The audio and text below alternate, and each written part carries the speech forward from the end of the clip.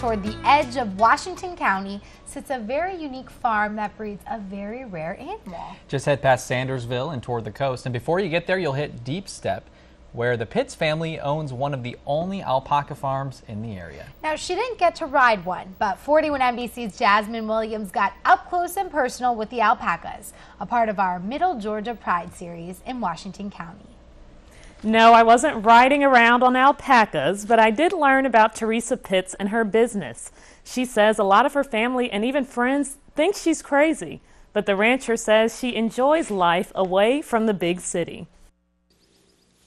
It's not something you see every day, and it's definitely not something you find too often in Middle Georgia. Tucked away on the quiet back roads of Washington County, Teresa Pitts and her husband run an alpaca farm. I usually call myself a rancher and tell them I have an alpaca ranch. And that usually starts a whole conversation from there. And ironically, it was tragedy that brought this farm to life. The Pitts left Jacksonville, Florida about 3 years ago after their son died in a car accident. We've dedicated the farm to him, and I miss him quite a bit. But despite their emotional struggle, Pitts and her husband have found a little bit of salvation in these animals.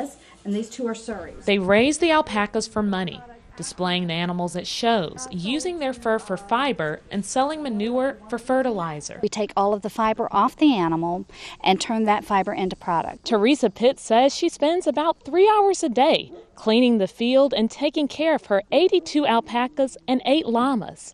It's a job she says is more than rewarding. Well, one thing that we're trying to focus on is using every aspect of the animal. And every animal has a name.